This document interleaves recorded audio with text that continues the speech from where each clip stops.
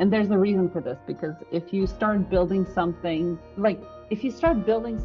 and your target demographic to sell it to is like employers or like healthcare plans or something, then you kind of risk ending up with something that people, the end users, don't actually end up using because they're not the ones paying you. You're selling to the employer and they're just, I don't know, putting it on their plan. It's not really working. No one's using it. And then you don't. So it has always been a thing for us to get real people to buy it and to subscribe to it and to use it, because we thought this was the highest kind of like form of praise for a health app.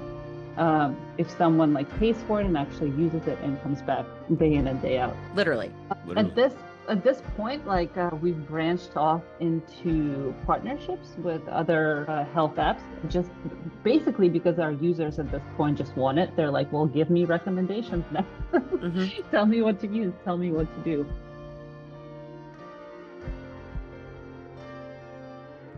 Sure. So I'm the Chief Product Officer at Welltory, and Welltory, just like to give you a little background, it's an app for folks who are tired and they don't know why, and they just want their life back, which is, I'm learning, a lot of folks. So what Welltory does is it analyzes and interprets your Apple Watch data to kind of help you see what's making you stressed and what's draining your energy, what's causing it to dip. And then the best part is it helps you turn things around in real time, sometimes in just a few minutes, so that you can have more good days than bad days, and hopefully also avoid getting sick in the long term.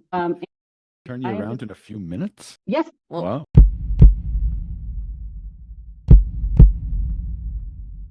Like when we have a lot of great reviews, and the biggest thing that people love is that it lets you kind of connect the pieces of the puzzle over time. Like, okay, this is what's making me tired. I had someone tell me the other day, it was only thanks to Welltree that I could see that I was like coming home at the end of the day, sitting down on the couch, and I wasn't actually resting. Like I thought that I was tired and I should come home and sit, and I would have like more energy the next day, but I wasn't actually resting, and it would have been more beneficial for me to like move around and would give me more energy the day after. So stuff like that, things that really help you dig in and figure out what it is that's draining all of your energy, starting with early in the morning to late at night.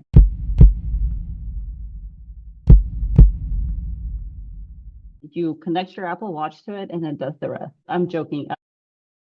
That's too easy.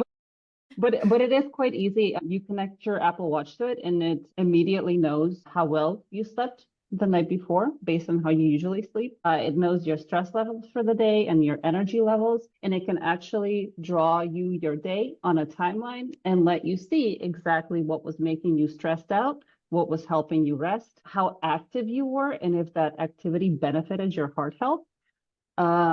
It can even paint you a beautiful mountain landscape based on how active you've been this past week. It will immediately calibrate to all of your baselines and start helping you basically from day one. It's not one of those things that you have to train over like the course of 2 weeks or something like this.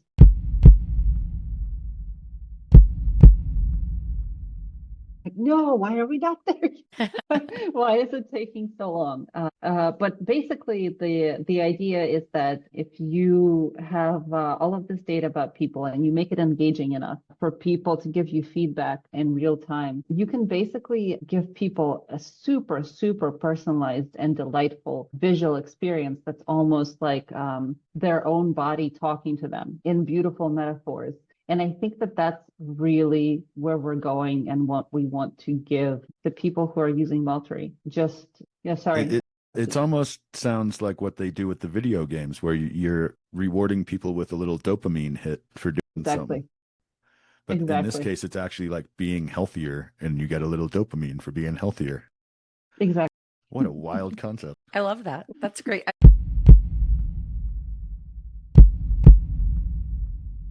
It's like we only have a few minutes with our doctor. We've got all this data. The data is telling us something. Now we're armed with the data. We can walk in and be like, listen, I already know like this is happening, or, you know, whatever the situation is. And then that should hopefully make that conversation a lot more effective, right? So that they can maybe help get you a diagnosis so that you're not sitting there for 10 years wondering why you feel so horrible. On the flip side, there are so many doctors that try every way possible to get their patients to journal, like what's happening to them and their symptoms. And it's impossible because people do not want to journal. But if you make a health app that's pretty and fun and engaging and wows you with cool landscapes, you can get them to journal in that health app. There you go.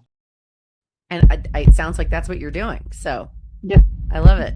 I think that's great. So, and I'm really excited to try it.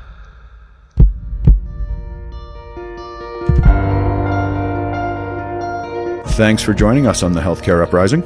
Make sure to hit those like and subscribe buttons before you go, and take a moment to think of a friend and hit that share button.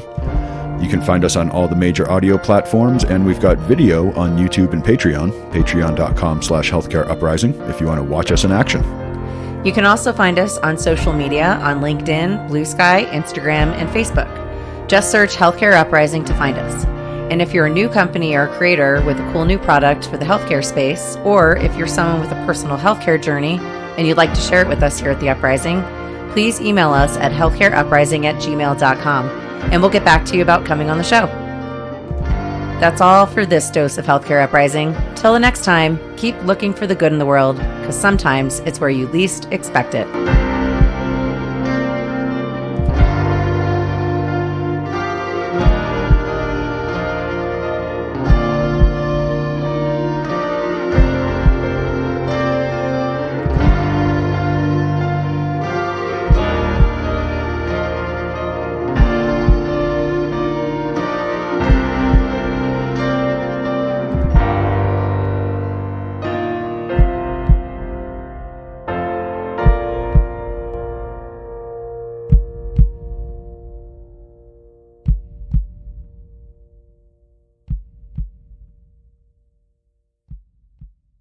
This has been a Shut Up production. Shut up!